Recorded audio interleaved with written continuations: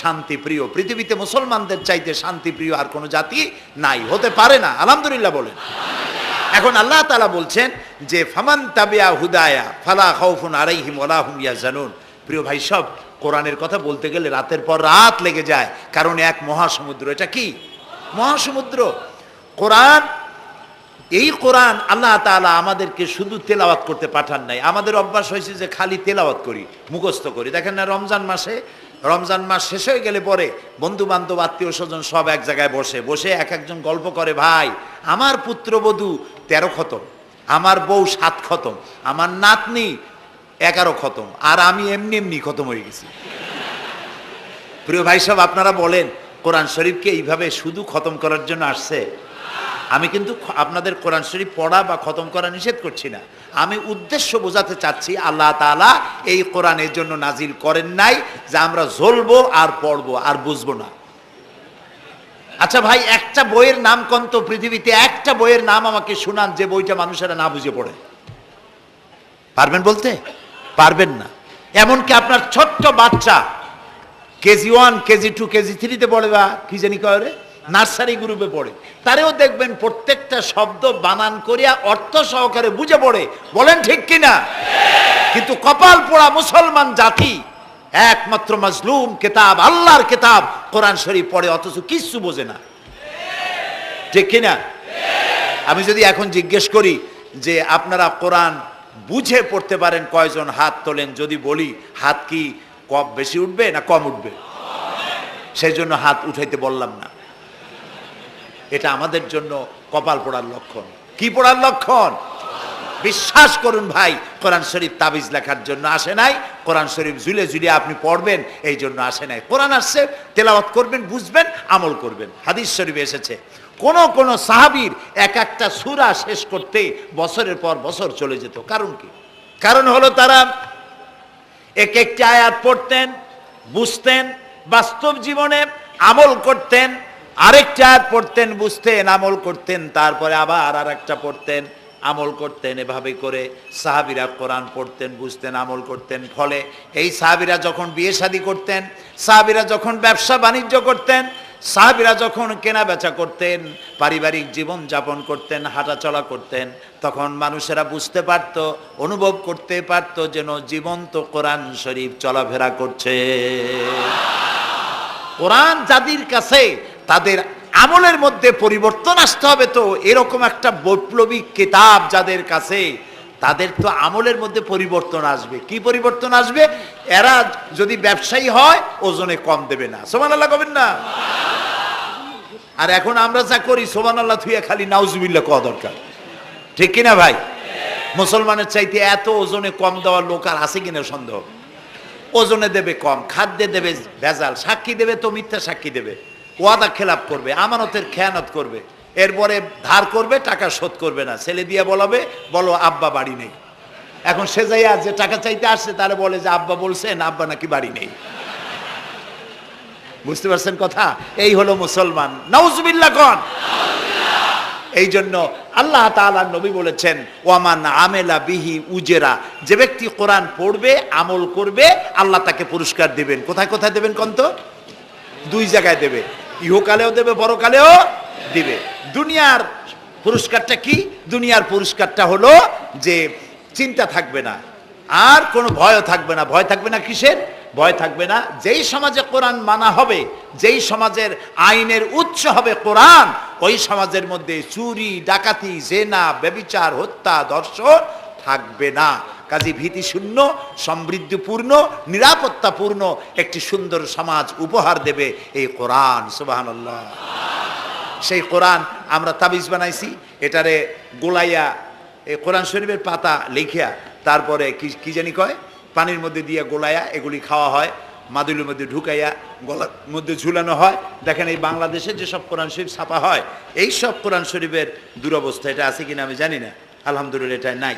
কোন কোরআন শরীফ যে বাংলাদেশে ছাপা হয়, সেগুলিতে লেখা থাকে সূরায়ে মায়েদার নকশা, সূরা ইউসুফের নকশা, সূরায়ে বনি ইসরাইলের নকশা। এই নকশা লিখা গলায় ঝুলাইলে পেটে ব্যথা ভালো হবে, ওই নকশা ঝুলাইলে মেয়ের বিয়ে হবে তাড়াতাড়ি, এই নকশা ঝুলাইলে যে মেয়েকে পছন্দ করো বিয়ে করতে পারবা তাড়াতাড়ি।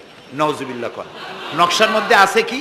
নকশার ভিতরে আছে 1293, 1711, 513 হাবি জাবি কতগুলো নাম্বার দিয়া তারপরে লাল কালি দিয়ে দাগ দিয়ে দিয়ে ধান্দাবাজি করা। এরপরে ওই ধান্দাবাজি তাবিজের কোনায় কোনায় লেখে ইয়া জিব্রাইলো, ইয়া মিকাইলো, ইয়া ইসরাফিলো, ইয়া আজরাইলো। উপরে লেখে ইয়া বদুহ, নিচে লেখে ইয়া বদুহ।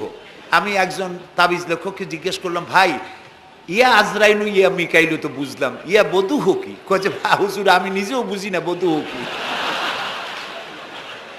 এই হলো তাবিজ। এই তাবিজ লেখার জন্য আল্লাহ তাআলা কোরআন নাজিল করেন নাই। কথা কি বুঝে আসছে? তাবিজের জন্য আসে নাই, তদবিরের জন্য আসে নাই, শুধু পড়ব এজন্য আসে নাই। কোরআন এসেছে বোঝার জন্য, তেলাওয়াতের জন্য, বোঝার জন্য, কোরআন অনুযায়ী জীবন গড়ার জন্য। আল্লাহর নবী তাই বলেন, ওয়ামান আমেলা বিহি উজরা, কোরআন শরীফ যে পড়বে আর আমল করবে দুনিয়ায় শান্তি দেওয়া হবে, আখিরাতেও পুরস্কৃত করা হবে। আখিরাতের পুরস্কারটা কি? নবীজি বলেছেন, মান কারাল কোরআনা ফাস্তাজহারাহু ফাহাল্লা হালালাহু ওয়া হাররামা হারামাহু আদখালাহুল্লাহুল জান্নাহ ওয়া শাফাআহু ফি আশরাতিন মিন আহলি বাইতিহি কুল্লুহুম কাদ ওয়াজাবাত লাহুন নার। সাদাকান নবী সাল্লাল্লাহু আলাইহি ওয়াসাল্লাম। নবী করিম সাল্লাল্লাহু আলাইহি ওয়াসাল্লাম বলেছেন, যে ব্যক্তি কোরআন পড়লো, বুঝলো, আর কোরআনের হালালকে হালাল জেনে চললো, হারাম থেকে বিরত থাকলো, আর কোরআনের আইনকে প্রতিষ্ঠিত করার আন্দোলনে শরীক হলো, সুবহানাল্লাহ গণ, এরকম লোককে আল্লাহ তাআলা কিয়ামতের দিন জান্নাত দান করবেন। সুবহানাল্লাহ। ওয়ামান আমেলা বিহি উজরা ওয়ামান হাকামা বিহি আদালা। এ কোরআন শরীফ দিয়ে যে বিচার করবে, আল্লাহ তাআলা বলছেন সেই করবে কেবলমাত্র জাস্টিস, কিসত, জাস্টিস, ইনসাফ কায়েম করতে পারবে, যে কোরআন দিয়ে বিচার ফয়সালা করবে। আমাদের দেশে এই যে কোর্ট কাছারি আদালত আছে, এই কোর্ট কাছারি আদালতগুলি কোরআন দিয়ে যদি বিচার করতেন সেটা ইনসাফ হতো। যেহেতু ইনসাফ, আল্লাহর চাইতে ইনসাফগার আর কেউ নাই। আছে কি বলেন? নাই। এখানে ধরুন একজন মানুষ যদি একজনের একটা ঠ্যাং ভাঙে ফেলাই দিল, তাহলে বিচার কি হবে? ব্রিটিশ ল যেটা আছে, বাংলাদেশ পেনাল কোড যেটা আছে, এই পেনাল কোডে বলা হবে যে সলিমউদ্দিন ঠ্যাং ভাঙছে বসিরউদ্দিন, যে ভাঙছে তার জন্য শাস্তি এই হবে 6 মাসের জেল, 2000 টাকা জরিমানা করে দিল। এখন আপনি বলেন বিচার মাফে কি দিয়া? ইনসাফের প্রতীক কি? ইনসাফের প্রতীক দাড়িপাল্লা। এই দাড়িপাল্লায় এখন আপনি ওজন দেন ইনসাফ। ঠ্যাং ভাঙছে কার? সলিমউদ্দিন, তার ভাঙ্গা ঠ্যাং এক পাশে থন, এক পাল্লায়। আর বসিরউদ্দিন ভাঙছে ঠ্যাং, সেই কারণে তার 2000 টাকা জরিমানা আর 6 মাসের জেল আর এক পাল্লায় রাখেন। এবার দাড়ি ধরে টান দেন, সমান হবে? যদি 50,000 টাকা জরিমানা হয় আর 6 বছরের জেল হয়, তাও কি সমান হবে? হবে না। সমান হবে কি হলে? সমান হবে ওই সলিমউদ্দিন ভাঙ্গা ঠ্যাং এক পাল্লায় দাও, আর যে ভাঙছে তার নাম কি? বসিরউদ্দিন। বসিরউদ্দিন কেউ যদি থাকেন রাগ করবেন না, আমি একটা দৃষ্টান্ত দিচ্ছি।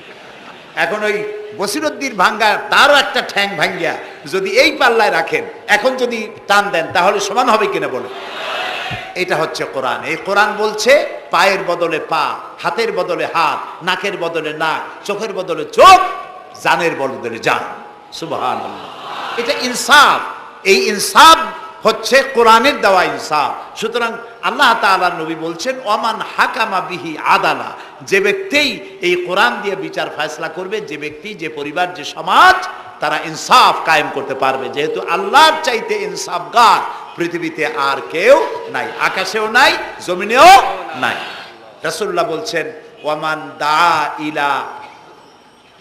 ইলাইহি হুদিয়া ইলা সিরাতিল মুস্তাকিম, যে ব্যক্তি কোরআনের দিকে মানুষকে দাওয়াত দেয়, সেই একটি সহজ সরল রাস্তার দিকে দাওয়াত দেয়, যে রাস্তার শুরু পৃথিবী থেকে আর রাস্তার শেষ জান্নাতুল ফেরদাউসে গিয়া। সুবহানাল্লাহ। এটা হচ্ছে সেই কোরআন। বুঝতে না পারার কারণে আমরা বিপদে পড়েছি। প্রিয় ভাই সব, আপনারা আছেন কষ্টে, বসেছেন পানির মধ্যে, আছেন দাঁড়াইয়া, মাথার উপরে ছেঁড়া সামিয়ানা বিরক্ত করছে। আমি লম্বা করতে চাই না। অল্পের মধ্যে ছেড়ে দেই, যাতে করে আপনাদেরও সুবিধা হয়, কষ্ট না হয়।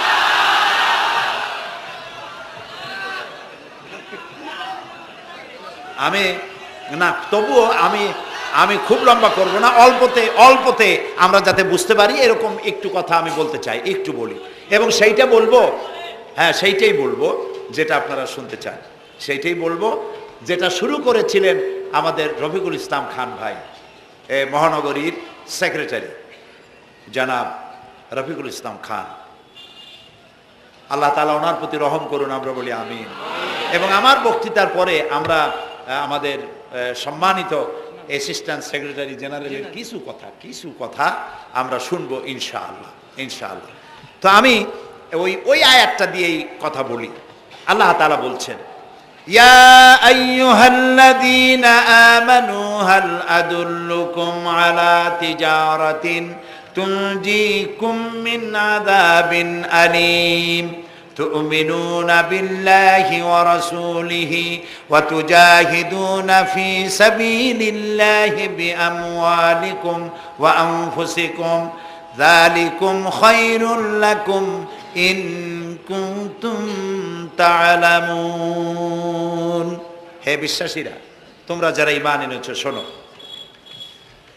হাল আদুল্লুকুম আলা তিজারাতিন, আমি কি তোমাদেরকে এমন একটি ব্যবসার কথা বলবো না যে ব্যবসায় তোমাদেরকে জাহান্নামের কঠিন শাস্তি থেকে তোমাদেরকে রক্ষা করবে? এমন একটি ব্যবসার কথা বলবো না? তার মানে অবশ্যই এরকম একটা ব্যবসার কথা আমি তোমাদের বলবো যে ব্যবসা তোমাদেরকে জাহান্নামের কঠিন শাস্তি থেকে বাঁচায় দেবে। সুবহানাল্লাহ বলি। জাহান্নাম থেকে বাঁচাবার জন্য ব্যবসা শিখাচ্ছেন কে? আল্লাহ। এবার দেখেন, ব্যবসা এটা করলে লাভও আছে, নোকসানও আছে, ঠিক না? বলেন আছে কিনা? লস অ্যান্ড প্রফিট এর মধ্যে থাকবেই। কিন্তু আল্লাহ রাব্বুল আলামিন বলেন, আমার সঙ্গে যে ব্যবসা করবে ওই ব্যবসাটা হচ্ছে তিজারাতান লান তাবুর।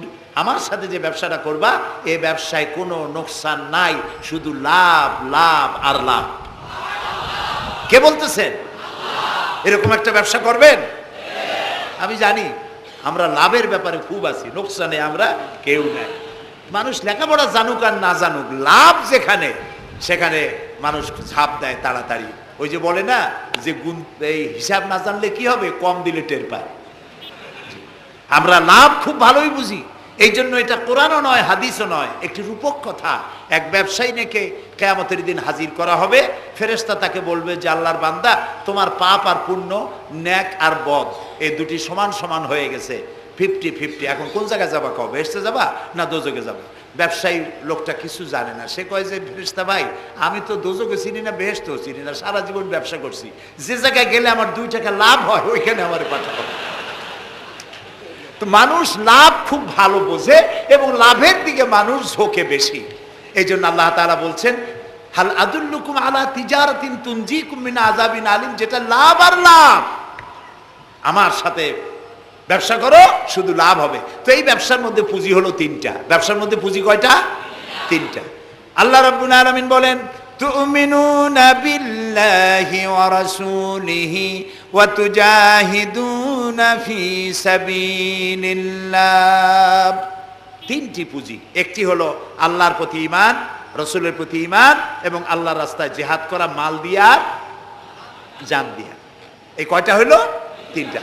চলুন এই 3টি কথার ব্যাখ্যা করে তারপরে মোনাজাত করব সংক্ষেপে, যেন আমরা আল্লাহর সাথে ব্যবসাটা শুরু করতে পারি আজকে থেকেই। আল্লাহ যেন তৌফিক দেন, বলেন আমিন।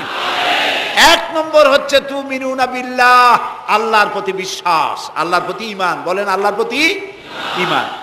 এখন আপনারা বলবেন যে এটা তো কোনো নতুন কথা হলো না, আল্লাহর প্রতি ঈমান আনছি, যদি ঈমানই না থাকতো তাহলে কি বৃষ্টির মধ্যে এই পানির মধ্যে আমরা কি বসে থাকতাম? 100% সত্য কথা। ঈমান না থাকলে কেউ আসতেন না, আর এই পানির মধ্যে, ঝড়ের মধ্যে বাঁশ ভাঙ্গে মাথায় পড়তে পারে এই ঝুঁকি নিয়ে বসতেন না, ঠিক কিনা ভাই? আমরা সবাই ঈমানদার। তবে আল্লাহর উপর ঈমান আনতে হলে 4টি শর্ত লাগে। কয়টি শর্ত? 4টি শর্ত ফুলফিল করলে আল্লাহর উপর ঈমান এনেছি বলে প্রমাণিত হবে। নইলে আল্লাহ আছে এ কথা নুরা পাগলাও বলছে। নুরা পাগলার বলা আর আপনার আমার বলা এটা তো এক হওয়ার কথা না, ঠিক কিনা বলে? তা আল্লাহর উপর ঈমান আনতে হলে শর্ত কয়টা? 4টা। এক নম্বরের শর্ত হলো আল্লাহর জাত সম্পর্কে স্বীকার করে নেওয়া, আল্লাহর অস্তিত্ব, আল্লাহ আছেন এটা মেনে নেওয়া। তো আল্লাহ আছেন এ ব্যাপারে আমাদের কোনো দ্বিমত নাই, ঠিক না? এবং কোরআনে কারিমের ছোট্ট একটি সূরায় আল্লাহ তাআলা তার নিজের জাত সম্পর্কে এভাবে বলেছেন, কুল হুয়াল্লাহু আহাদ। আমরা জানি না এই সূরা? পড়েন, কুল হুয়াল্লাহু আহাদ আল্লাহুস সামাদ লাম ইয়ালিদ ওয়া লাম ইউলাদ ওয়া লাম ইয়াকুন লাহু কুফুয়ান আহাদ। আল্লাহ তাআলা বলেন, বলো হে নবী আপনি বলুন, আল্লাহ এক এবং একক, তিনি কারো মুখাপেক্ষী নন, তিনি কাউকে জন্ম দেন নাই, তাকেও কেউ জন্ম দেয় নাই। দুনিয়া এই আকাশে এবং জমিনে তার সমকক্ষ কেউ নাই। তিনি এক, তিনি একক, তিনি ছিলেন, তিনি আছেন এবং তিনি থাকবেন। লাইসা কামিসলিহি শাইউন, তার মতো কেউ নাই। তবে প্রশ্ন ওঠে আল্লাহ আছেন কোথায়? এরকম একটা প্রশ্ন করা যেতে পারে, আল্লাহ কোথায় আছেন? বলতে পারবেন কোথায় আছে? এটি নিয়ে বিভ্রান্তি আছে মানুষের মধ্যে। কেউ বলেন আল্লাহ সদা সর্বত্র বিরাজিত, সব জায়গায় তিনি আছেন। এই কথাটি সত্য নয়। আল্লাহর যদি সব জায়গায় থাকা লাগে তাহলে পৃথিবীর মধ্যে ভালো জায়গাও আছে, খারাপ জায়গাও আছে। আছে না খারাপ জায়গা? আমি সেসব জায়গার নাম নিলাম না, আপনারা বুঝে নেন।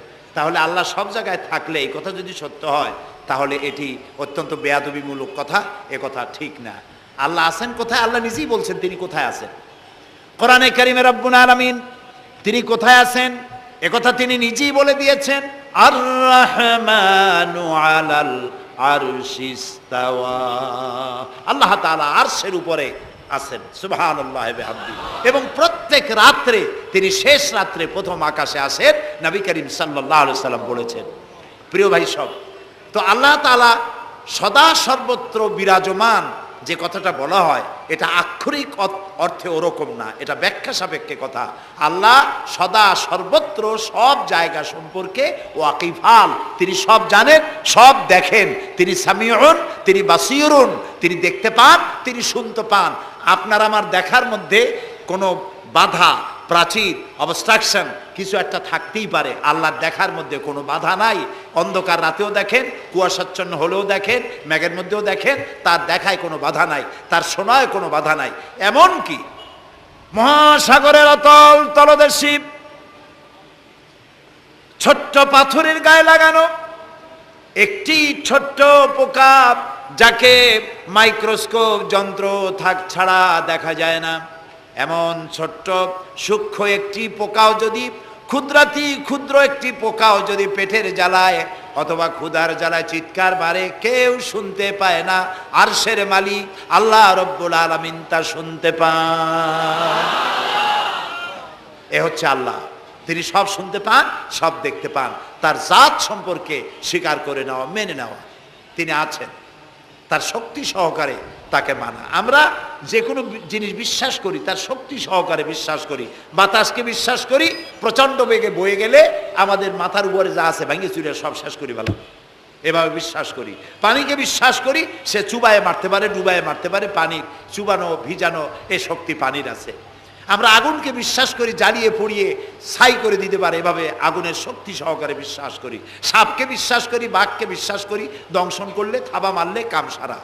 পয়জনকে বিশ্বাস করি, খাইলে পরে মরে যেতে পারি, শক্তি সহকারে বিশ্বাস করি, ঠিক না?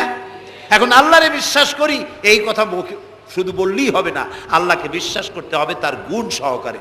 সেই জন্য 4টি শর্তের 1 নম্বর শর্ত হলো আল্লাহর অস্তিত্বকে মানা।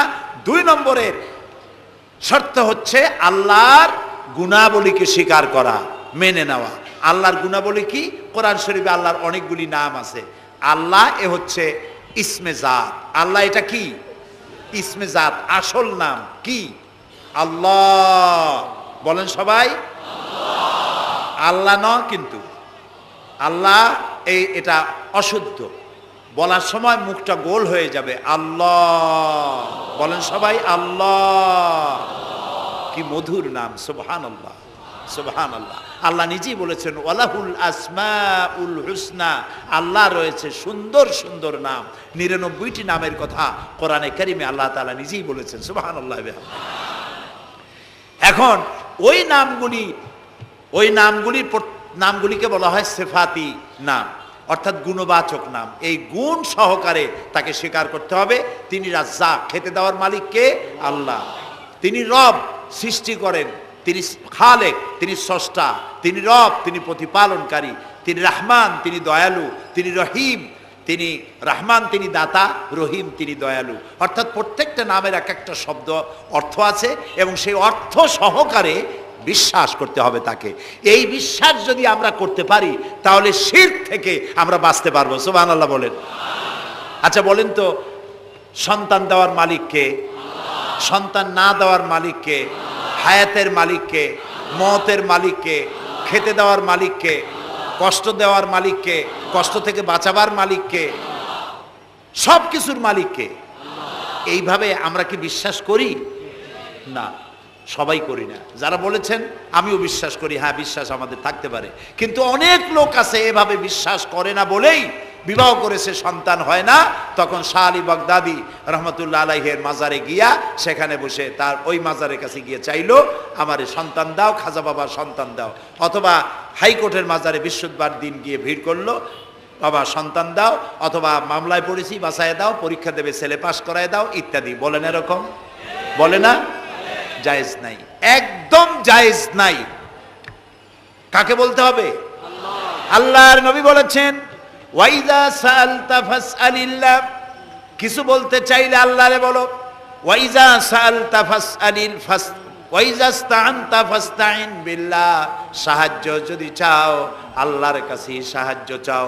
আমরা সূরা ফাতিহার ভিতরে প্রত্যেক নামাজের প্রতি রাকাতেই বলি ইয়্যাকা না'বুদু ওয়া ইয়্যাকা নাস্তাঈন। আল্লাহ তাআলা একমাত্র তোমার ইবাদত করি আর একমাত্র তোমারই কাছে সাহায্য কামনা করি। হযরত ইব্রাহিম আলাইহিস সালাম আমাদের জাতির পিতা। একটু আগে আমরা বলছি না সবাই, ইব্রাহিম আলাইহিস সালামকে আগুনে, এটারে এদিক ফিরে দিল কে? ইব্রাহিম আলাইহিস সালামকে আগুনে যখন ফেলে দেওয়া হচ্ছিল তখন হযরত জিবরাইল এসে বলছিলেন আমার কাছে সাহায্য চাও ইব্রাহিম, আমি তোমারে আগুন দিয়ে বাঁচায় দেব। এই যে ইব্রাহিম আলাইহিস সালামের কাছে তাকে সাহায্য দেওয়ার জন্য বলা হলো, এটা কে ঘোরাঘুরি করে? এ মাইকের হর্ন ঘুরান কেন? যেমন ছিল ওই দিকে দিয়ে দেন, আমারে শোনায় তো লাভ নাই।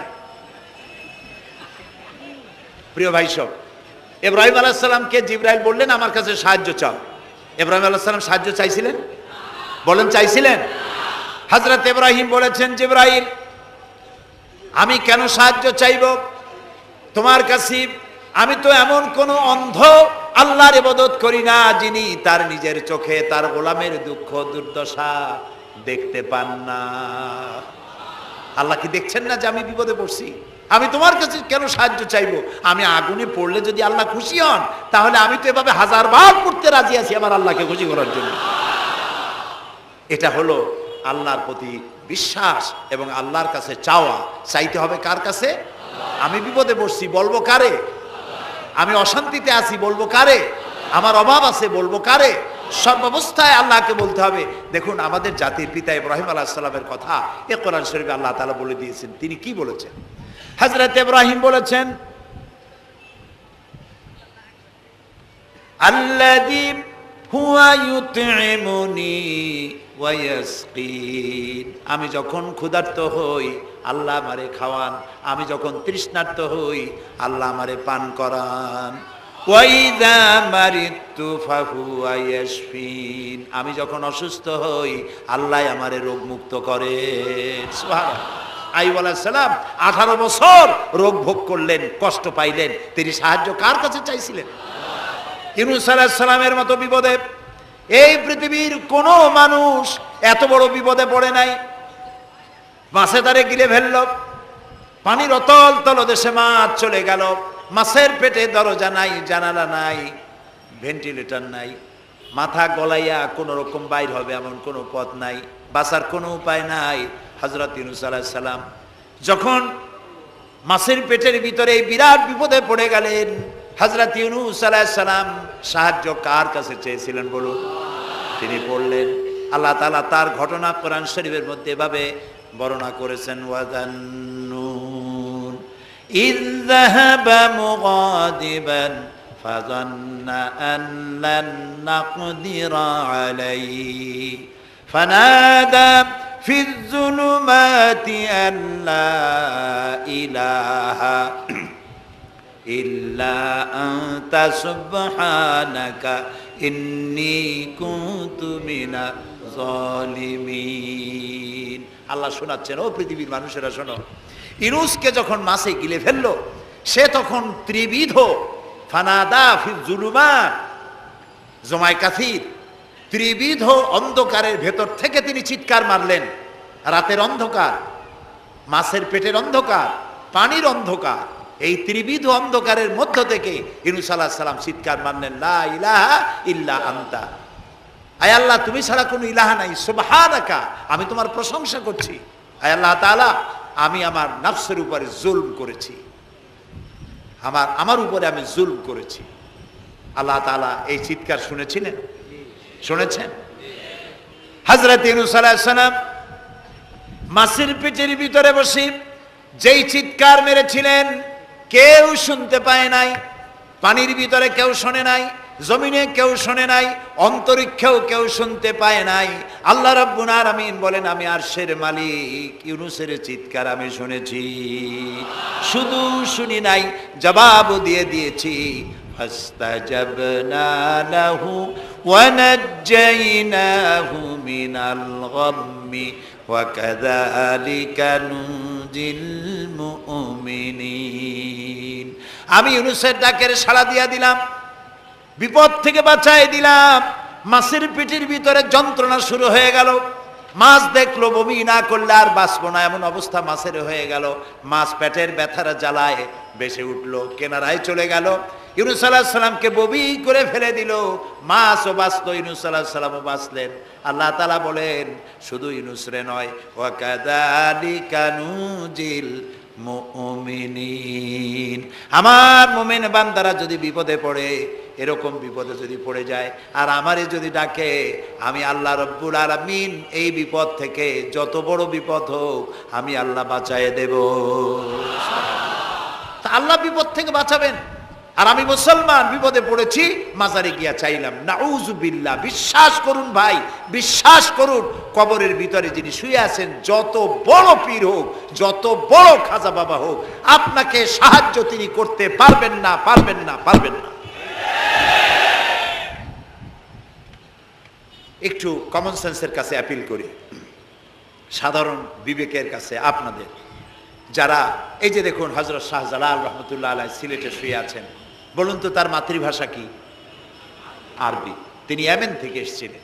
বাগেরহাটে শুয়ে আছেন হযরতে খান জাহান আলী রহমতুল্লাহ আলাইহি, তার মাতৃভাষা ছিল আরবি। হযরতে খাজা মঈনুদ্দিন চিশতি রহমতুল্লাহ আলাইহি শুয়ে আছেন আজমিরে, তার মাতৃভাষা আরবি। আমরা বাংলাদেশ থেকে, এই দেশ থেকে কোনো লোক গেল সিলেটে, গেল বাগেরহাটে অথবা বাগদাদে চলে গেল, এইসব বড় বড় আল্লাহর ওলিদের মাজারে গিয়ে বাংলা ভাষায় বলল, বাবা আমি তো বিপদে পড়ে আসছি, নির্বাচনে দাঁড়াইছি, আমি যেন জিততে পারি। অথবা দেখেন না, মাজার দিয়ে শুরু করে সবাই। অথবা যায় বলল যে আমার বিয়ে করেছি 15 বছর, বাচ্চা হয় না, আমার একটা বাচ্চা। অথবা মামলায় পড়েছি, আমার একটু জিতায় দাও, ব্যবসা করি, এত টাকা লস দিতে দিতে শেষ হয়ে গেছি। বাবা আপনি বললেন কোন ভাষায়? শাহজালাল খুব বুঝলেন, বড় পীর সাহেব খুব বুঝছেন। তাহলে আপনার 1 নম্বর ফায়ার মিস হয়ে গেল, মিস ফায়ার। আচ্ছা, 2 নম্বর কথা হলো, যার কাছে আপনি চাইলেন তিনি ওখানে ঘুমন্ত আছেন না চেতনা আছেন, এ ব্যাপারে আপনার কোনো গ্যারান্টি আছে, নিশ্চয়তা আছে? আপনি যখন দোয়া করতেছিলেন তখন উনি চেতনা না ঘুমে? যদি ঘুমায় থাকেন তাহলে 2 নম্বর মিস ফায়ার। আপনি যা চিল্লাইলেন উনি কিছুই শুনল না। 3 নম্বরে, কবরে যে শাহজালাল রহমতুল্লাহ আলাইহি অথবা মঈনুদ্দিন চিশতি রহমতুল্লাহ আলাইহি, আল্লাহর ওলিরা, যত বড় বড় ওলি আল্লাহ আছেন, যার কাছে আপনি বিশ্বাস করেন ওলি হিসেবে, উনি যে কবরে আছেন তার নিশ্চয়তা কোথায়? কবরে তো নাও থাকতে পারেন, কারণ আল্লাহ তাআলার 2টা জায়গা আছে করা। বিদেহী আত্মা, এই দেহ থেকে আত্মা যখন সরে যায়, আল্লাহ যখন নিয়ে যান, দেহটার তো কোনো দাম নাই, এটা হচ্ছে নশ্বর, আত্মা হচ্ছে অবিনশ্বর। এ দেহটা মাটির সাথে পচে যাবে, গলে যাবে, কোরআন শরীফে বহুবার বলা হয়েছে। তো আল্লাহ তাআলার দুইটা মেহমানখানা আছে, একটা হলো সিজ্জিন আর একটা নাম বলেন ইল্লিন, দুইটা মেহমানখানা। যেমন এই পৃথিবীতেও মেহমানখানা দুই রকম হয়, সরকারের দুই রকম মেহমানখানা। চোর, ডাকাত, খুনি, বদমাস এগুলি যদি গ্রেফতার হয় তাহলে ওরা খাবে কি?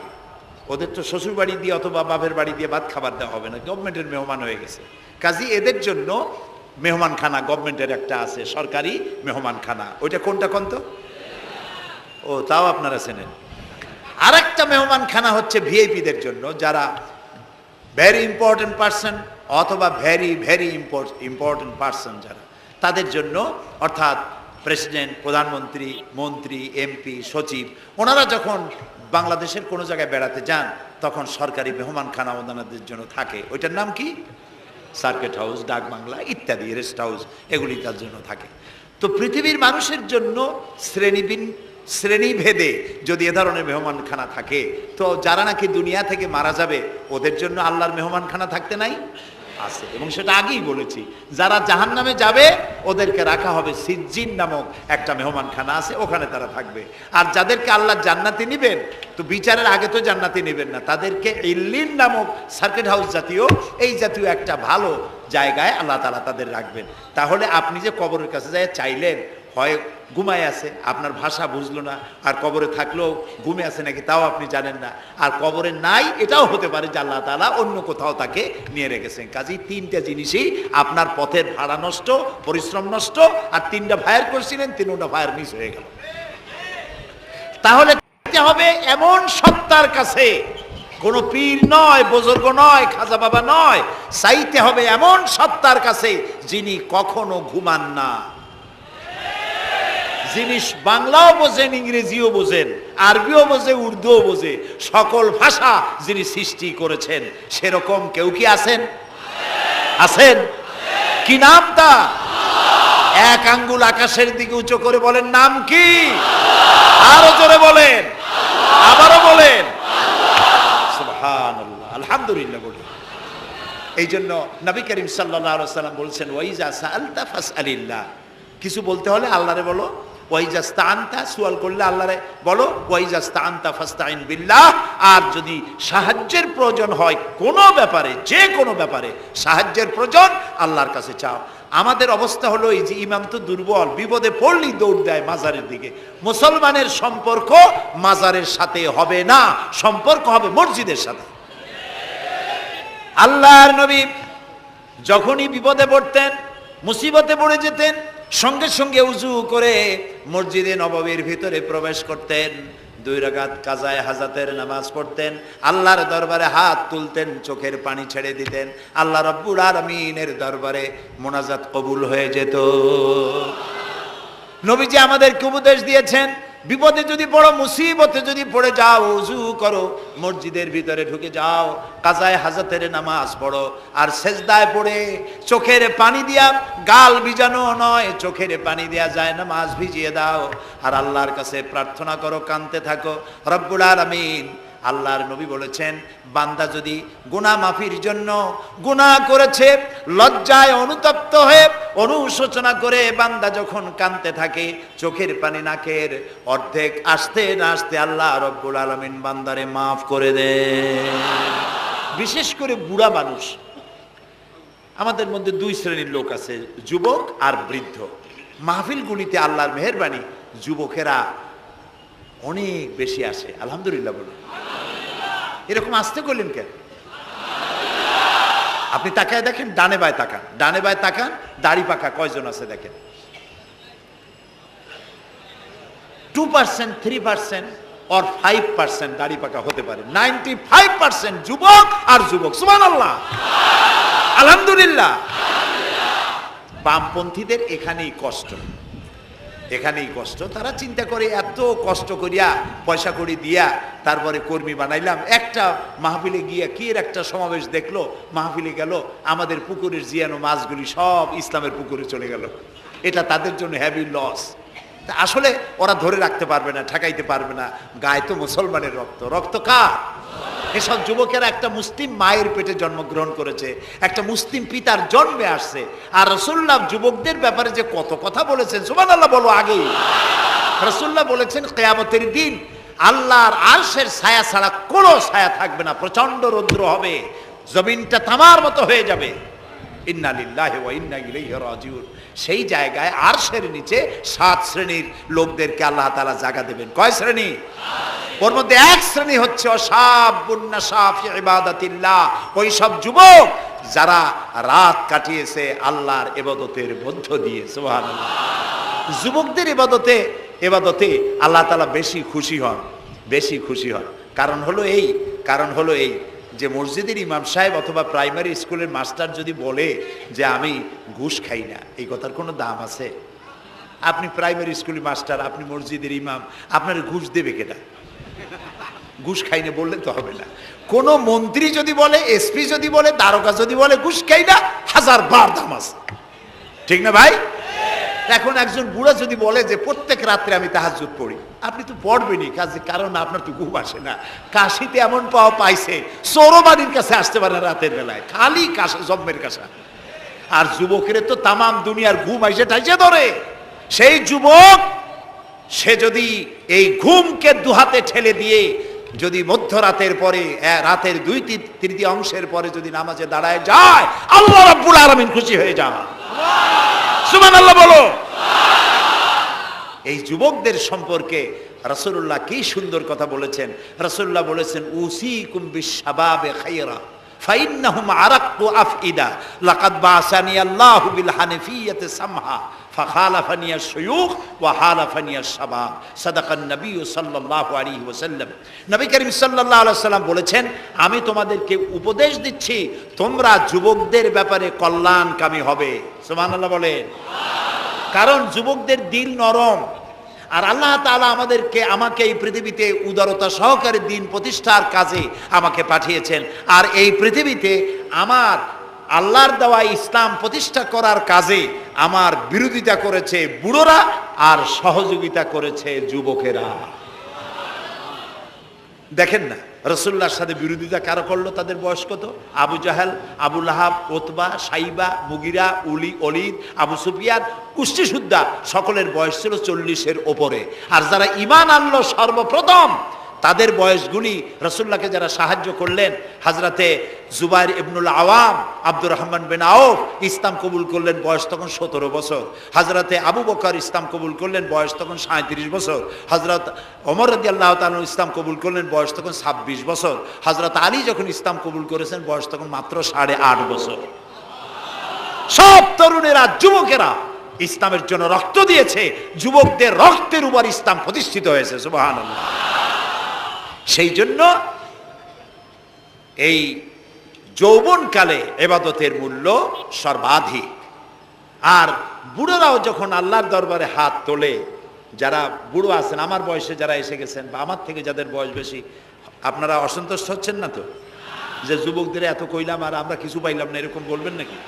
এক বুড়ি এসে রাসূলুল্লাহকে বলছিলেন যে, হে রাসূল, আমার জন্য দোয়া করেন, আমি যেন জান্নাতে যাইতে পারি। রাসূলুল্লাহ বলছেন, বুড়ি তো জান্নাতে যাবে না, বুড়ি জান্নাতে যাবে না, বুড়ি তো কান্দে শেষ। রাসূলুল্লাহ বলতেছেন জান্নাতে যাবে না, রাসূলুল্লাহ বলছেন বুড়ি কান্দো না, তুমি যখন জান্নাতে যাবা একেবারে যুবতী হয়ে যাবা, তখন তুমি বুড়ি থাকবা না। সুবহানাল্লাহ। সুতরাং বুড়ো মানুষের মন খারাপ করার কারণ নাই, ওই যৌবন কালটা আমরা সবাই পার করে এসেছি। সুবহানাল্লাহ। সেটা যদি ভালো কাজে করে থাকি আল্লাহর কাছে পুরস্কার পাবো, আর যদি অন্যায় করে থাকি সেজন্য আল্লাহর কাছে বিনীতভাবে ক্ষমা চাই। আল্লাহ আমাদের মাফ করুন, বলি আমিন, সবাই বলি আমিন।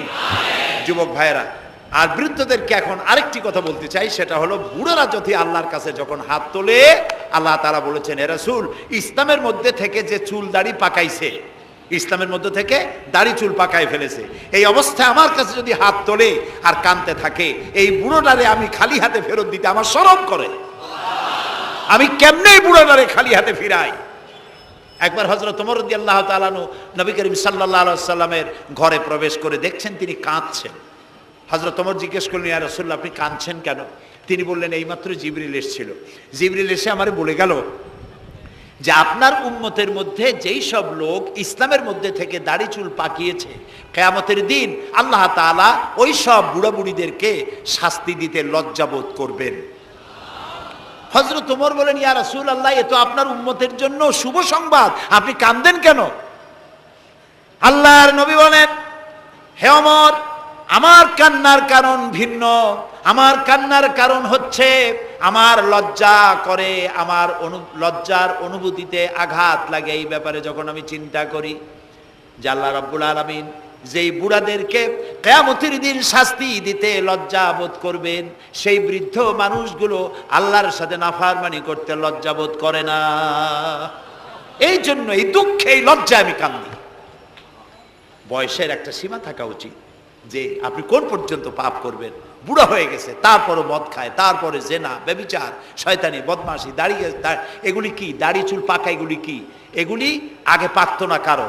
পৃথিবীতে সর্বপ্রথম দাড়ি আর চুল পেকেছে হযরত ইব্রাহিম আলাইহিস সালামের। এর আগে কারো দাড়ি চুল পাকে নাই। ইব্রাহিম আলাইহিস সালাম প্রশ্ন করলেন আল্লাহর কাছে যে আল্লাহ তাআলা, এটা কি হলো আমার? আল্লাহ তাআলা বললেন, এটা হচ্ছে ওয়াকার, এটা মর্যাদা, তোমার সম্মানকে বাড়িয়ে দেওয়া হলো। তো দাড়ি চুল পাকলে সম্মান বাড়ে। এই দাড়ি চুল পাকলো, এগুলি সিগন্যাল, সংকেত। দাড়ি পাকছে, সংকেত দেওয়া হলো তুমি কিন্তু বয়সের প্রান্তে এসেছো। চোখে কম দেখো, আর একটা সিগন্যাল, মৌতের আর একটা সিগন্যাল। খাইয়া হজম করতে পারো না, আর একটা সিগন্যাল। তুমি ঘুমাইতে পারো না, রাতের বেলা ঘুম আসে না, আর একটা সিগন্যাল। দাঁড়াতে পারো না, কোমর ব্যথা করে, আর একটা সিগন্যাল। একটার পর একটা সিগন্যাল আসতেছে, 1 নম্বর, 2 নম্বর, ডেঞ্জার সিগন্যাল নাম্বার 10। তারপরেও হুঁশ হয় না মানুষের। নাউযুবিল্লাহি মিন যালিক। আল্লাহ তাআলা আমাদের হুঁশে আসার তৌফিক দান করুন, আমরা বলি আমিন। প্রিয় ভাই সব, খুব লম্বা করা যাবে না। 2 নম্বরে বলছিলাম আল্লাহর গুণাবলীর উপরে বিশ্বাস। 3 নম্বরে আল্লাহর কুদরত, আল্লাহর ক্ষমতায় বিশ্বাস। আল্লাহরে বিশ্বাস করি, এই কথার দাম নাই। দাম হবে 4টা শর্ত পূরণ করলে। কয়টা শর্ত? 3 নম্বরে আল্লাহর ক্ষমতা। 3 নম্বরে কি? আল্লাহর ক্ষমতা কি? আল্লাহর ক্ষমতা হচ্ছে রাতকে দিন বানান, দিনকে রাত বানান, জীবিতকে মৃত্যু করেন, মৃত্যুর ভিতর থেকে জীবন দান করেন, সাগরকে নগর বানান, নগরকে সাগর বানান। তিনি মরুভূমিতে ঝর্ণা, মরুভূমির ভিতরে পানির প্রস্রবণ চালু করে দিতে পারেন, মরা গাছে ফুল ফুটায় দিতে পারেন। শুধু 2টা অক্ষর কুন বলেন হও, আর সঙ্গে সঙ্গে হয়ে যায়।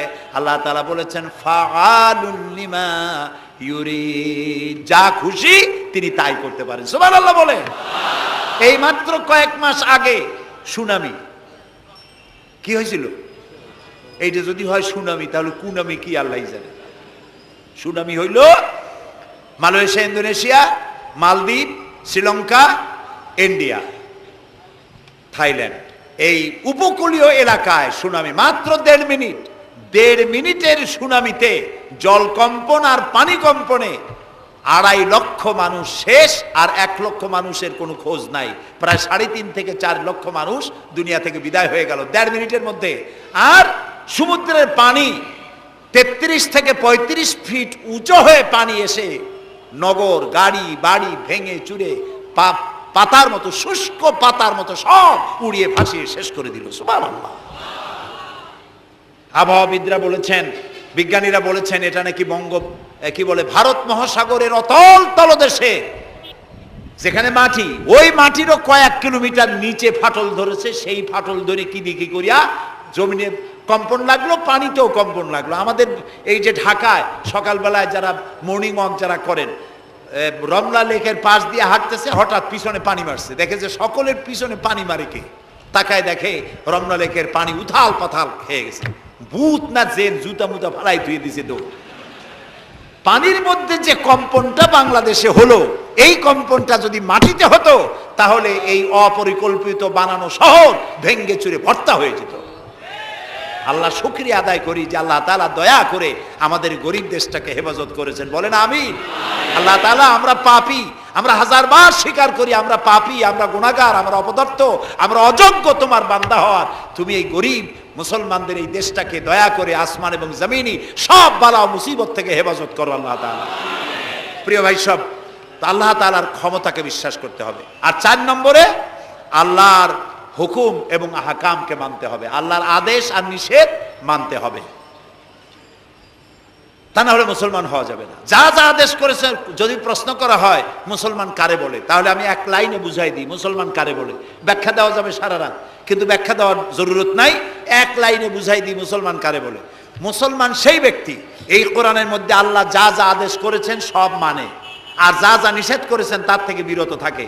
রাসূলুল্লাহ যা যা আদেশ করেছেন তা মানে, যা যা নিষেধ করেছেন তার থেকে বিরত থাকে। যে ব্যক্তি এটা করে তার নাম মুসলমান। বুঝে আসছে? তার নাম কি? মুসলমান। এই যে কি বলে, আমেরিকায় গত জুমার দিন এক মহিলা ইমামতি করলো মসজিদে, একজন কইল সুবহানাল্লাহ। এটা সুবহানাল্লাহ কোর কথা, নাউজুবিল্লাহ বলে। কোন জায়গায় কি দোয়া পড়া লাগবে তাও একটু জানিয়ে শুনিয়া তারপরে সেগুলি বলা দরকার।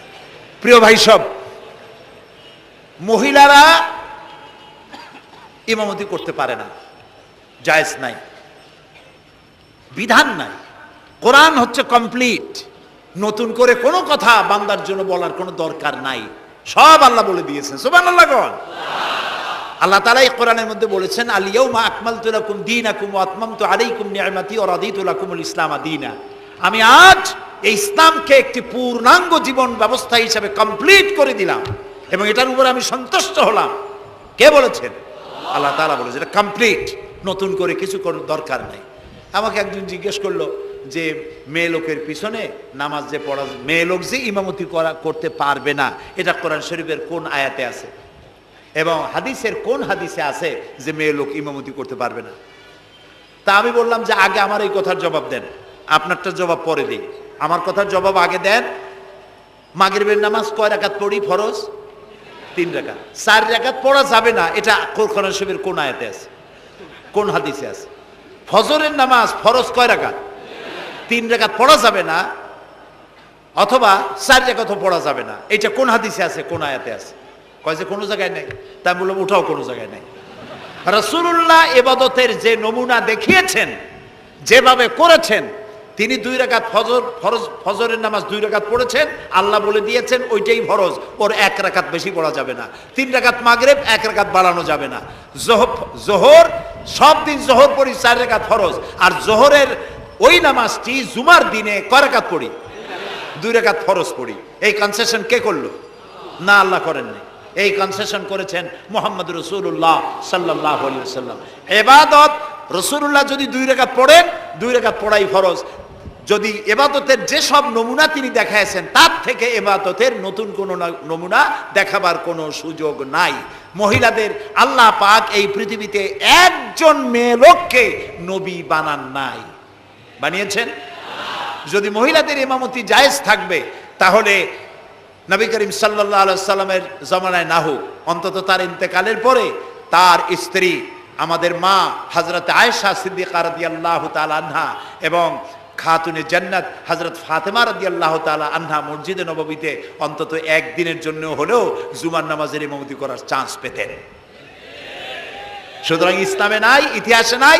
এগুলি হচ্ছে ইসলামের বিরুদ্ধে পরিচালিত যত ষড়যন্ত্র বর্তমান যুগে শুরু হয়েছে, এটাও তার আরেকটি ষড়যন্ত্র ইসলামের বিরুদ্ধে।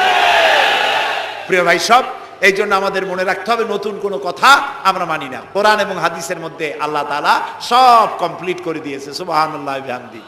এই জন্য আল্লাহর হুকুম এবং আহকামকে মানা, এই 4টি কাজ, এই 4টি শর্ত যদি পরিপূর্ণ করতে পারি, তাহলে আমরা পুরোপুরি মুসলমান। মিথ্যা কথা বলা যাবে না, ওজনে কম দেওয়া যাবে না, খাদ্যে ভেজাল দেওয়া যাবে না, মদ জুয়ার কাছে যাওয়া যাবে না, জেনা ব্যভিচারের কাছে যাওয়া যাবে না। সকল ব্যাপারে আমাদেরকে ঐক্যবদ্ধ থাকতে হবে ইসলামের উপরে। আমরা বলি আলহামদুলিল্লাহ। প্রিয় ভাই সব, আজকে আমাদেরকে, আমি আর লম্বা করতে চাই না, অন্তত এতটুকুন যেন আল্লাহ আমাদেরকে আমল করার তৌফিক দেন। আমরা বলি আমিন, সবাই বলি আমিন। এজন্য চাই আমাদের দেশে আমরা যেন এই দেশটিকে, পৃথিবীর প্রত্যেকটি মুসলিম দেশের আশেপাশে আরো অনেক মুসলিম দেশ আছে, আর আমাদের ভৌগোলিক অবস্থানটা এমন যে আমাদের আশেপাশে অনেক বড় বন্ধুরা এত বড় আমাদেরকে মহব্বত করেন, কাটা তার দিয়ে বেড়া দিতেছে। তারা আমাদেরকে সাংঘাতিক ভালোবাসে, আমাদের সাথে কোলাকুলি করে, কিন্তু মাঝখানে একটা বড় মাদার গাছ আছে। কথা বুঝতে পেরেছেন? এই জমিনে বাস করতে হলে সম্মান নিয়ে, ইজ্জত নিয়ে, স্বাধীনতা নিয়ে যদি বাঁচতে হয়, তাহলে এখানে একটি আদর্শিক বাঁধের প্রয়োজন। ওরা কাঁটাতারের বেড়া দিয়েছে, আমরা আদর্শের বেড়া দেব। সেই আদর্শের নাম হলো ইসলাম, কেবলমাত্র ইসলাম, একমাত্র ইসলাম। এবং এই আদর্শ সকলের জন্য, কারণ ইসলাম তো আমার একার না। ইসলাম কি আমার একার? আপনাদের একার? ইসলাম কার? আল্লাহর। জোরে বলেন, ইসলাম কার? অনেকে প্রশ্ন করেন যে ইসলাম যে আপনারা ইসলাম ইসলাম করেন, ইসলাম যদি পৃথিবীতে আসে, যদি বাংলাদেশে কায়েম হয়, তাহলে হিন্দু, খ্রিস্টান, বৌদ্ধ ওদের কি হবে? তা আমি বলি, দেখেন, মায়ের চাইতে খালার মহব্বত বেশি হওয়া এটা খুব সুলক্ষণ না। এটা কি লক্ষণ? এটা একটা কুলক্ষণ। হিন্দু কার? জবাব দেন, হিন্দু কার? খ্রিস্টান কার? বৌদ্ধ কার? ইহুদি কার? আমরা কার? আর এই কোরআনটা আল্লাহ তাআলা। কই যে তা ঠিক, কিন্তু কোরআন তো 1400 বছরের পুরানা। এই পুরানা জিনিস দিয়া এই বিজ্ঞানের যুগে এটা চলবে কেমনে? কেমনে আমরা একসাথে থাকবো? বলি, ভাই, সূর্যটা কতদিনের পুরাতন কন্ত দেখি? কয় তা তো কোটি কোটি বছরের পুরানা। তো কোটি কোটি বছরের পুরানা সূর্য আগের মতো তাপ দেয় না ঠান্ডা ঠান্ডা ভিজে ভিজে লাগে? কয় যে না, তাপ দেয় তো ঠিক মতো। তো তাপ যদি ঠিক মতো দেয়, সেই তাপ কি শুধু মুসলমানে পায় না হিন্দুরাও পায়? ডাবের পানি যখন আমরা খাই, মুসলমানের মুখে মিষ্টি লাগে, আর হিন্দুরা যখন ডাব খায় তিতের চোটে গাল কানের কাছে যায় না? সবাই সমানভাবে পায়, বলেন? তাহলে কোটি কোটি বছরের পুরানা সূর্য জাতি, ধর্ম, দল, মত নির্বিশেষে বিশ্বব্যাপী যদি তার কল্যাণময়িতা, যদি তার কল্যাণ করতে পারে, তাপ দিতে পারে, আলো দিতে পারে সমভাবে, তাহলে মাত্র 1500 বছর আগের সূর্যের তুলনায় একেবারেই টাটকা কোরআন শরীফ। মাত্র 1500 বছর আগে এই কোরআন শরীফ দিয়ে যদি আইন তৈরি হয়, তাহলে হিন্দুর কোনো অসুবিধা হওয়ার কথা? খ্রিস্টানের, মেয়ে লোকের, পুরুষের, কারো কোনো অসুবিধা হবে? হতে পারি না, যেহেতু এই কথাগুলি কার? আল্লাহ তাআলার কথা। দেখুন, কোরআন যদি মানা হয়, যেখানে মানবেন সেখানে শান্তি, যেখানে মানবেন না সেখানে অশান্তি। আল্লাহ তাআলা এই কোরআন বোঝার তৌফিক আমাদেরকে দান করুন। আমরা বলি আমিন। কোরআন এইভাবে এই সামান্য সময় বোঝানো সম্ভব না। সেই জন্য আমি আপনাদেরকে উপদেশ দেওয়ার মতো আমি এরকম ধৃষ্টতা দেখাবো না। আমি পরামর্শ দিতে চাই আপনাদেরকে, যে সেটা হচ্ছে কোরআন বোঝার জন্য তাফসীর পড়বেন। কি পড়বেন কন্ত? যেই তাফসীরটা পড়লে পরে ইসলাম বুঝবেন, নিজেকে বুঝবেন, নিজের দায়িত্বের অনুভূতি বুঝবেন, সেই তাফসীরটার নাম তাফহিমুল কোরআন। বলেন তো নামটা কি? আর একবার বলেন। 19 খণ্ডে সমাপ্ত। এটি নামটা যদিও আরবি, এটি বাংলায় অনুবাদ করা হয়েছে। বাংলা আমার মায়ের ভাষা, আলহামদুলিল্লাহ কোন। বাংলা ভাষার জন্য আমরা গর্বিত, আলহামদুলিল্লাহ কোন। আর ভাষার স্রষ্টা পৃথিবীর কোনো মানুষ নয়, ভাষার স্রষ্টা কে? আল্লাহ চুজ করেছেন আমাদেরকে বাংলা ভাষার জন্য, তাই আমরা বাংলা ভাষী। আর বাংলা আমার প্রিয় ভাষা, আমার মায়ের ভাষায়, আমার বাপের ভাষায়, এই বাংলা ভাষায় কোরআন শরীফে অনেক তাফসিরের বাংলা হয়ে গেছে, আলহামদুলিল্লাহ। এবং হাদিস, এমন কোন হাদিস নাই যার বাংলা হয় নাই। এমন কোন ইসলামী সাহিত্য যা মুসলমানদের জন্য প্রয়োজন, তার সবগুলি বাংলা ভাষায় ছাপা হয়ে গেছে, আলহামদুলিল্লাহ। কিন্তু আমাদের একটু কপাল খারাপ, এখানে বিমল মিত্রের কড়ি দিয়ে কিনলাম এত বড় বই, এগুলো পড়তে মাথায় যন্ত্রণা হয় না। শরতের রচনা বলি, রবীন্দ্রের রচনা বলি, বঙ্কিমের রচনা বলি, পড়তে মাথায় যন্ত্রণা হয় না। বড় বড় নাম করা নাট্যকারদের লেখা এই সেই হাবিজাবি কত বইপত্র, সব পড়তে পারে, কিন্তু কোরআন শরীফের একটা তর্জমা, একটা আয়াত, 2টা আয়াত পড়ার মতো ধৈর্য আমাদের নাই। প্রিয় ভাই সব, যারা পড়ে না তারা পৃথিবী গড়তে পারে না, যারা পড়ে তারাই গড়ে। আপনি চিন্তা করে দেখেছেন, গত 100 বছরের ভিতরে এই মুসলমানেরা পৃথিবীকে কিছু উপহার দিতে পেরেছে আবিষ্কার করে। আপনার পকেটে যে মোবাইল, আমার পকেটে যে মোবাইল, এটা আমাদের আবিষ্কার করা না? কম্পিউটার আমাদের আবিষ্কার করা না? কিন্তু যখন আমরা পড়তাম তখন আমরা আবিষ্কারও করতাম। এক সময় ঘড়িটা আমরা আবিষ্কার করেছি। আপনার আমার হাতে যে ঘড়ি, এই ঘড়ি আবিষ্কার করেছে মুসলমানেরা। কম্পাস আবিষ্কার করেছে মুসলমান। অ্যালজাবরা, ম্যাথামেটিক্স, জিওমেট্রি আবিষ্কার করেছে মুসলমানরা। এই সার্জারি, শল্য চিকিৎসা আবিষ্কার করেছে মুসলমানেরা। অনেক বন্দুক, কামান আবিষ্কার করেছে মুসলমানেরা।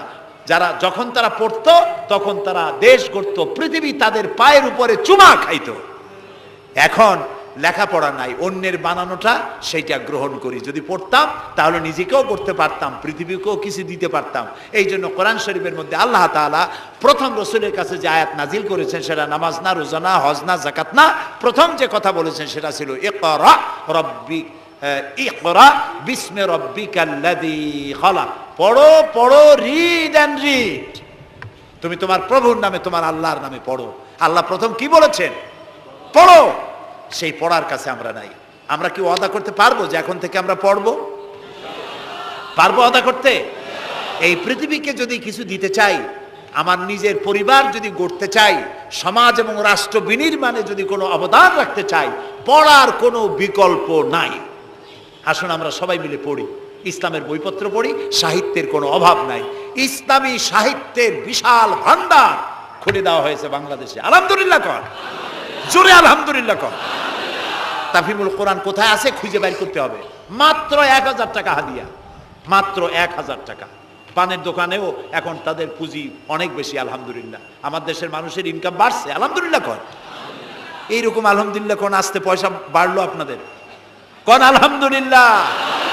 মানুষের না শুকুরিটা বেশি। দেখেন রোজার মাসে কাঁচামরিচের দাম একটু বেড়ে গেল, দেখছেন না শুকুরি, তখন কি চিল্লা পাল্লা শুরু হয়ে গেল। কাঁচামরিচ 180 টাকা, এই দেশে থাকবো না। তো লোকেরা বলেছে আপনারা যান না কেন? আচ্ছা, বেগুন হইছে 80 টাকা কেজি, বেগুন 80 টাকা। তো রোজার মাস বেগুন 80 টাকা, বেগুনি খাইতে পারে না। বাংলাদেশের মানুষ তো উদ্ভাবনী ক্ষমতা আছে। পত্রিকায় দেখলাম যে পেঁপেনি বানাইছে তারা, পেঁপে কাইটিয়া তাতে বেসন লাগাইয়া বেগুনি আর বানাইতে পারে নাই, পেঁপেনি বানাইছে। তো দেখলাম যে নোবেল, এই ভাজা পোড়ার উপরে যদি নোবেল পুরস্কারের কোনো ব্যবস্থা থাকতো তাহলে বাংলাদেশ নোবেল পুরস্কার পাইতো পেঁপেনি বানাইয়া। বেগুন হয়েছে 80 টাকা, সেই জন্য ঝগড়াঝাটি এক শেষ। কাঁচামরিচ 120 টাকা, সেজন্য একেবারে চিল্লায় শেষ। কিন্তু মূলা যখন 3 টাকা, গরুতেও খায় না। এত মূলা হইলো, এত কপি হইলো, সেজন্য আল্লাহ শুকরিয়া নাই, শুকরিয়া আদায় করে না। মানুষকে আল্লাহ শুকর আদায় করতে হবে। এই দেশ আমাদের, এটা মার্চ মাস, এই দেশে এই মাসেই দেশ স্বাধীন হয়েছিল। সেই স্বাধীনতার জন্য যারা জীবন দিয়েছিলেন তাদের জন্য আমরা মোনাজাতে দোয়া করব, এবং এই স্বাধীনতা, সার্বভৌমত্ব কিয়ামত পর্যন্ত আল্লাহ যেন এই দেশে টিকিয়ে রাখেন, সেজন্য আল্লাহর কাছে আমাদেরকে দোয়া করতে হবে। স্বাধীনতার কত দাম এটা বুঝতেছে আজ প্যালেস্টাইনের ফিলিস্তিনি মুসলমানেরা, বুঝতে পারছে কাশ্মীরের মুসলমানেরা, বুঝতে পারতেছে চেচনিয়া বসনিয়ার মুসলমানেরা। আমরা যেন, আমাদেরকে আল্লাহ তাআলা যেন কিয়ামত পর্যন্ত এই স্বাধীনতার মর্যাদা দেওয়ার তৌফিক আমাদেরকে যেন দেন, আমরা বলি আমিন। প্রিয় ভাই সব, সেই জন্য বলছিলাম পড়তে হবে। বইপত্র কিনবেন, মাত্র 1000 টাকা হাদিয়া। তাফহিমুল কোরআন প্রথম খণ্ডকে যদি একসাথে সব না কিনতে পারেন, অন্তত 1 খণ্ড, 2 খণ্ড, 3 খণ্ড কিনে হলেও পড়বেন। আর 5 ওয়াক্ত নামাজকে সঠিকভাবে আদায় করবেন। যেভাবে ওয়াজ শুনতে আসছেন, তাফসীর শুনতে আসছেন, এইভাবে মসজিদে গিয়ে বা জামাত নামাজ আদায় করবেন। নামাজ পড়লে কপাল খুলবে। কপাল হলো সৌভাগ্যের প্রতীক, আর নাক হলো মর্যাদার প্রতীক। মানুষে বলে না যে ভাই আমার কপাল পুড়ছে, কপালে কি আগুন লাগছিল? পুড়লো কেন? কপাল পুড়ছে মানে ভাগ্য নষ্ট হয়েছে। আবার বলে ভাই আমার নাক কাটা গেছে, তো নাক কাটছে কি দিয়ে? ছুরি দিয়ে না কেসি দিয়ে? নাক কাটা গেছে মানে কি? মানে হলো ছেলে আর মেয়ে এমন কাম করছে, বেইজ্জত হয়ে গেছে, আমার নাক কাটা গেছে। তাহলে বোঝা গেল নাক হলো মর্যাদার প্রতীক, আর কপাল হলো মর্যাদার প্রতীক। সৌভাগ্যের প্রতীক কপাল, আর মর্যাদার প্রতীক হলো নাক। এই নাক আর কপাল দিয়ে কেউ যদি তার ভাগ্য সুপ্রসন্ন করতে চায়, মর্যাদা যদি বৃদ্ধি করতে চায়, দৈনিক 5 বার এই কপাল আর নাক দিয়ে আল্লাহর দরবারে সেজদায় পড়ে যাও। আল্লাহ রাব্বুল আলামিনকে যত সেজদা দিবে আল্লাহ তত খুশি হয়ে যাবে। নামাজ, নামাজ রাসূলুল্লাহ বলেছেন মান তারাকা সালাতান মুতাআম্মিদান ফাকাদ কাফারা, ইচ্ছা করে যে নামাজ ছেড়ে দেবে কাফের হয়ে যাবে। কথা বুঝে আসছে ভাই? রাসূলের হাদিস, কাফের হয়ে যাবে। নামাজ না পড়লে মুসলমান বলে দাবি করার হক তার নাই। 5 ওয়াক্ত নামাজ সঠিকভাবে আদায় করতে হবে। নামাজ জীবনে আর ছাড়বো না, এই ওয়াদা করা যাবে?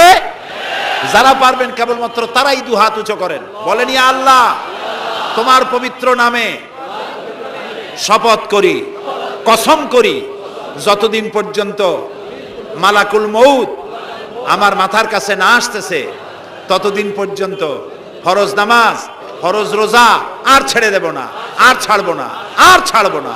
এবার বলেন ইয়া আল্লাহ আমার মৃত্যু পর্যন্ত আমার আজকের এই ওয়াদা আমাকে পালন করার তৌফিক দাও, আমিন আমিন ইয়া রাব্বাল আলামিন। সবাই হাত নামান, এক্ষুনি মোনাজাত করব। মোনাজাতের জন্য দাঁড়ানো ভাইরা মেহেরবানি করে একটু বসেন। আমি এতক্ষণ কিন্তু একবারও বলি নাই যে বসেন বসেন বসেন। এবার মোনাজাত হবে, মোনাজাতের জন্য মেহেরবানি করে একটু বসেন। মোনাজাতটা বসে করাই আদব করে নেবেন। আল্লাহুম্মা আমিন।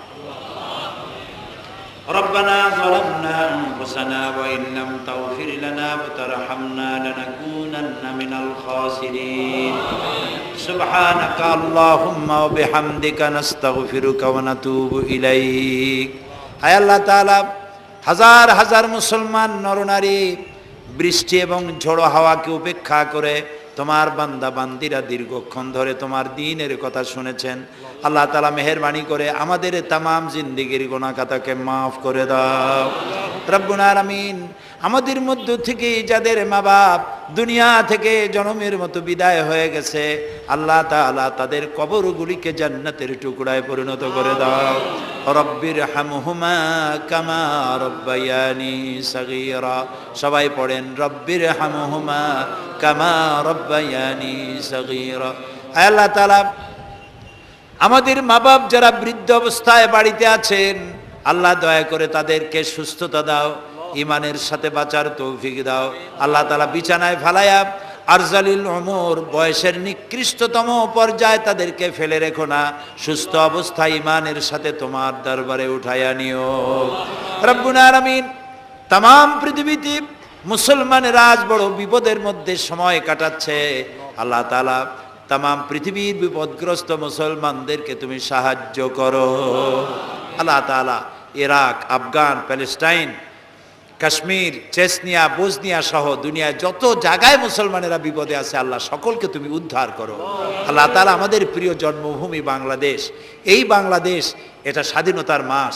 এই মাসে তুমি মেহেরবানি করে এখানে যুদ্ধ শুরু করায়া আল্লাহ তাআলা বিজয় দান করিয়েছিলে। আল্লাহ তাআলা তুমি দয়া করে এই দেশের স্বাধীনতা কিয়ামত পর্যন্ত অক্ষুণ্ণ রাখো। যারা এই দেশে জীবন দিয়েছেন আল্লাহ তাআলা তাদের আত্মার আমরা মাগফিরাত তোমার কাছে কামনা করছি।